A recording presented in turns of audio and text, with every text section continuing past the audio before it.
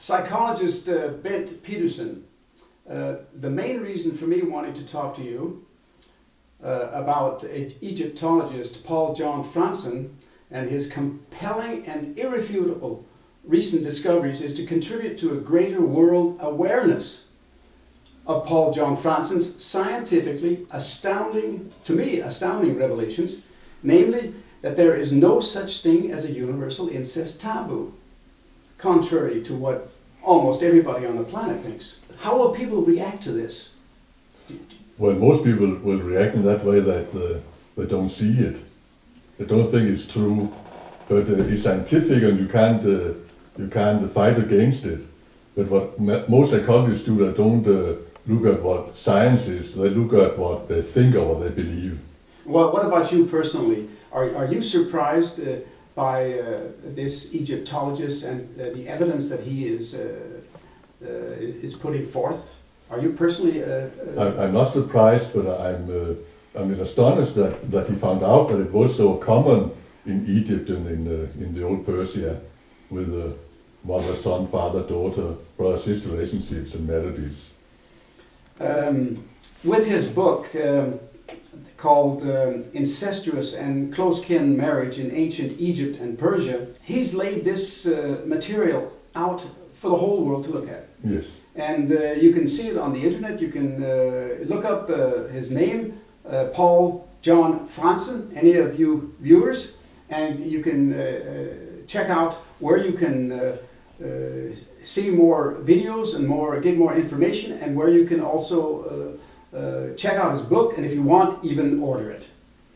So it's out there, and I would like to ask you, as a psychologist and a person who has worked with this subject for years and years, I know. Yes, for what, almost 40, 30 years? 40 years. Yes. I guess you must know what you're talking about. Yes, I think so.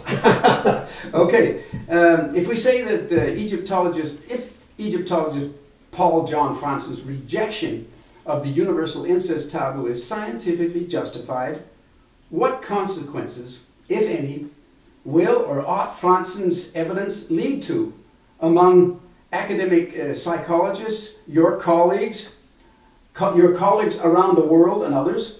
Wouldn't one expect some kind of consequences to appear, especially if the whole world, according to Frandsen, the scientific world has previously based much of the fundamental research, they have based it on the universal incest taboo. And you don't have to be a college graduate to know that if you take the foundation of whatever your work is built on and remove it, it must have consequences. If you don't just quit your career and stop research altogether, if you want to continue in any way, then you must change strategies, change course.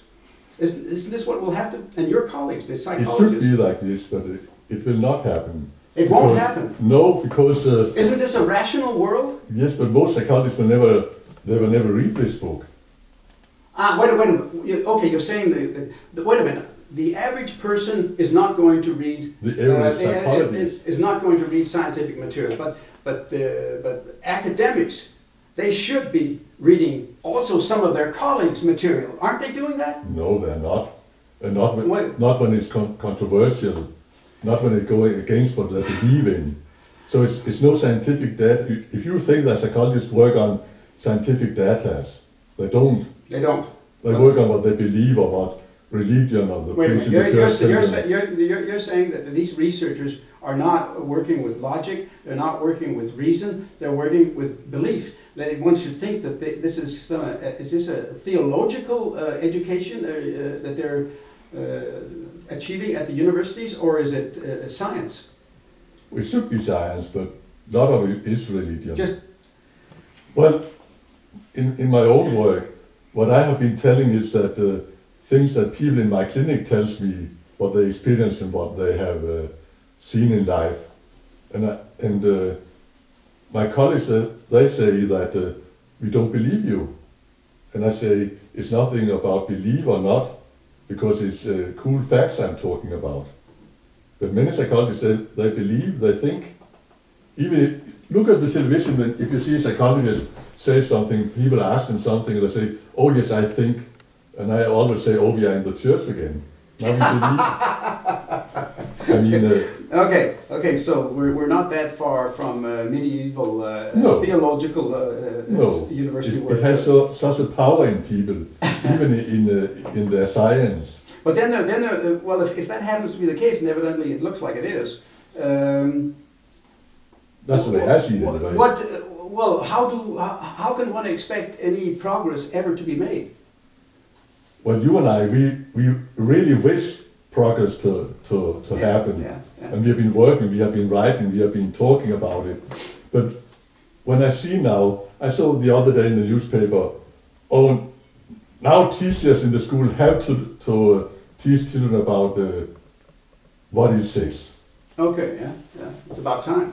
What in 1960s I wrote is so important for teachers in the school to have a good sex education for children. I mean, that's more than that's 50 years. That's 50 years ago, and it's still the same. I could write the same thing today. Well, it's so terrible. So things will turn very, very, very slowly, and the incest taboo in our society is so taboo. It's so much a taboo that people, even the psychologists,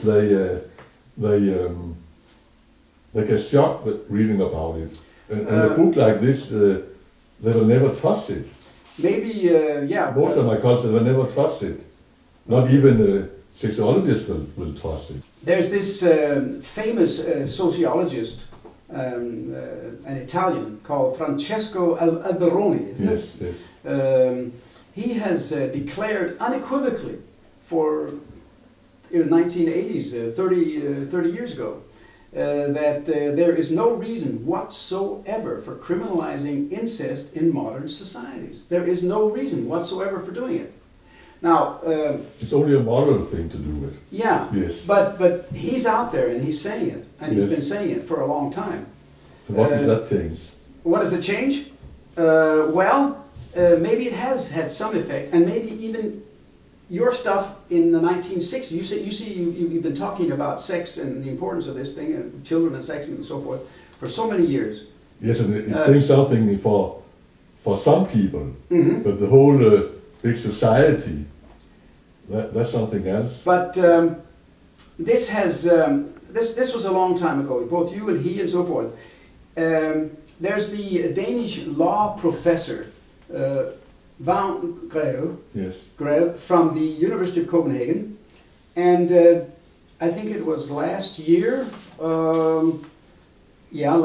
April, a year and a half ago, about April 2009, he said that in Europe there are countries where incest is not even illegal. It is not illegal.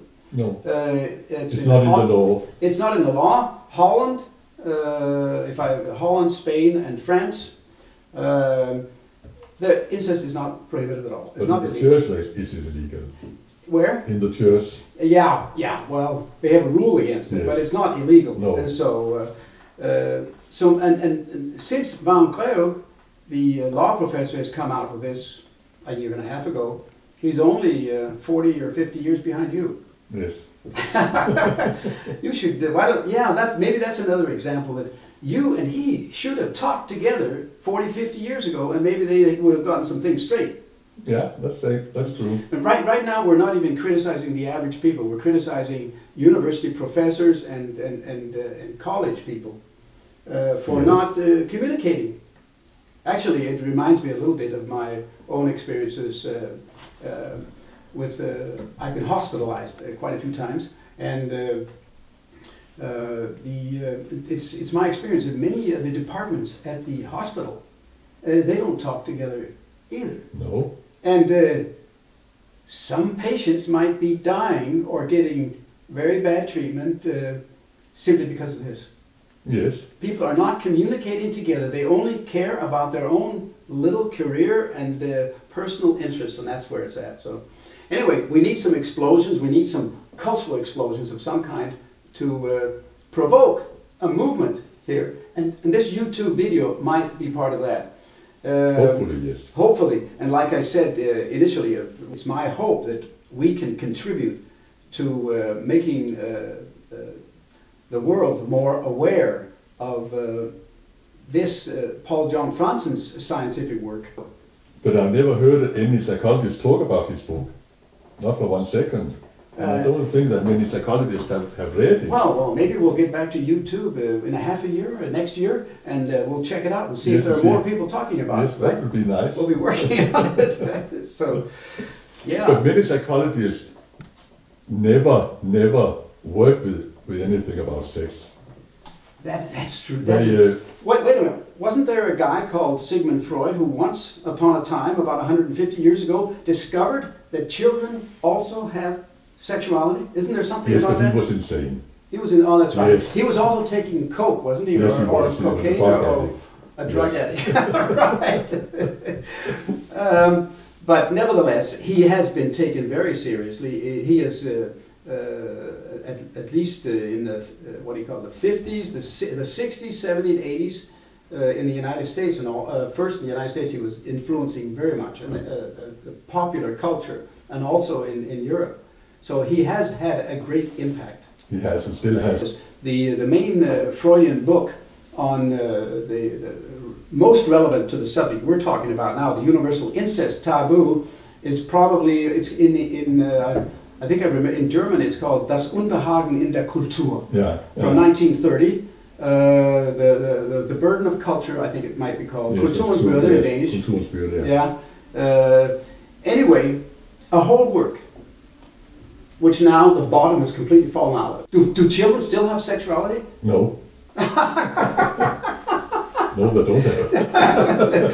Okay, well, what's going to happen there? There's a real world, like we are talking about. Yeah. There's a fictive world, a wistful world that most of my colleagues live in. You know, I'm thinking that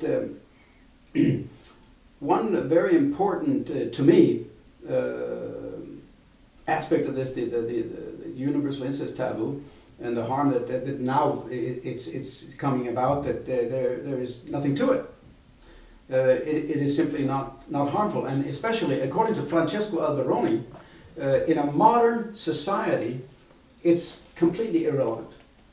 Incest or not doesn't make any difference. If you want to do it, do it. If you don't, so what?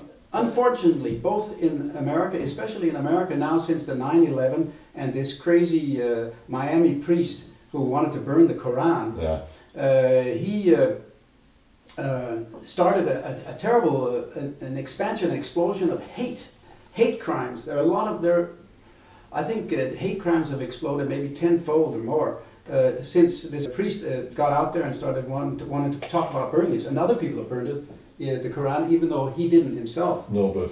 Yeah, but anyway, the crimes are really tenfold increased in the United States, and mostly it's been in Europe, but now it's in the States. Yes. And this, anyway, there's a need. This definitely, to me, signals clearly that there's a need to improve cultural relations between mainstream ethnic majorities and ethnic minorities, like the Muslims. And I'm not sure about how much it's talked about in the United States, but in Denmark and I suppose most of Europe, there has been a lot of talk about the harm that the Pakistani cousin-to-cousin marriages, which one says is causing incest and deformed children and so forth. What Baumgreave, the law professor, and Frandsen and other these people, and Francesco Alberoni, are saying is there is nothing to be afraid of.